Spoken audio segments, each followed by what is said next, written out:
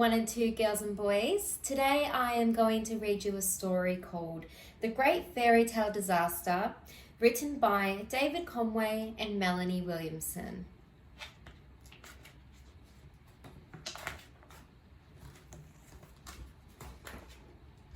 Once upon a time, there lived an old big bad wolf. He no longer had any huff and puff to blow down the 3 little pigs' houses, and he'd had enough of falling into hot water. What I need, the wolf thought to himself, is a nice relaxing fairy tale for a change. So he scampered off into the pages of the fairy tale book to find one.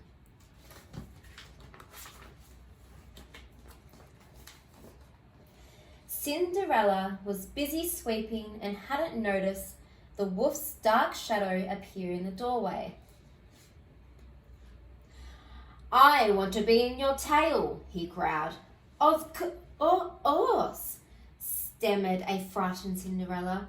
"Take my place."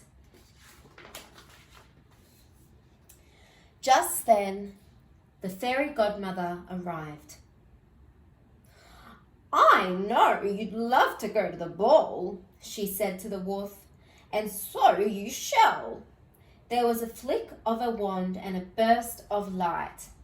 "Wolves don't wear dresses," cried the wolf, hobbling off in glass slippers to find a different tail.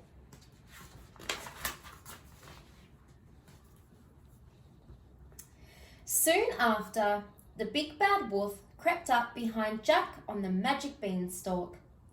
Jack trembled as he let the wolf into his fairy tale. The big bad wolf was climbing up the beanstalk when he saw 2 huge feet and heard a horrible giant voice bawling. "Fee, fi, fo, fum!" "This tale's too scary," cried the wolf as he slid back down the beanstalk to find another one.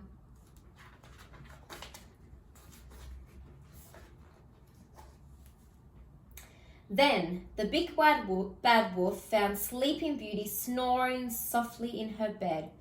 "Wakey, wakey," he snarled. "Out you get." There the big bad wolf lay, so beautiful that the prince could not turn his eyes away. He knelt down and gave the wolf a kiss. "Yuck!" splattered the big bad wolf. "I hate being kissed." So he dashed away to try his luck elsewhere.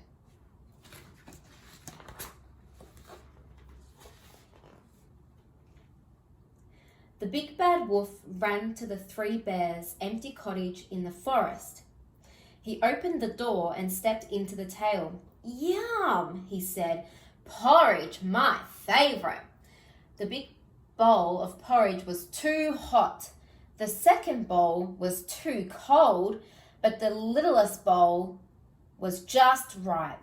So the wolf ate it all up.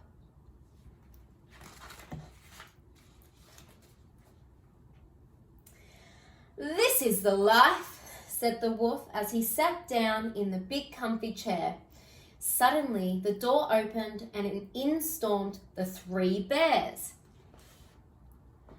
"Where's Goldilocks?" demanded Daddy Bear. "What are you doing in our fairy tale?" scowled Mummy Bear.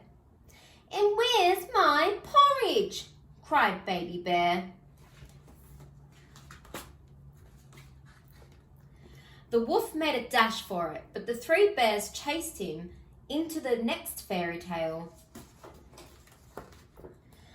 "Rapunzel, Rapunzel, let down your hair," cried the prince. And then the next. "Who's that tripping over my bridge?" roared the troll.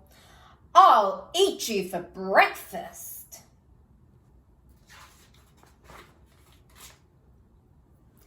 And before you could say, "Mirror, mirror on the wall, who is the fairest of all?"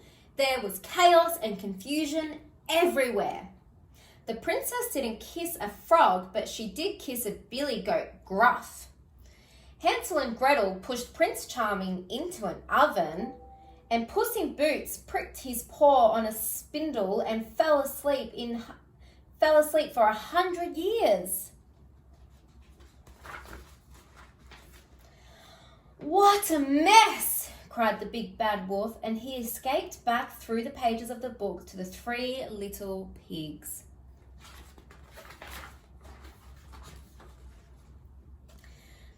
Little pigs, let me in, huffed the big bad wolf.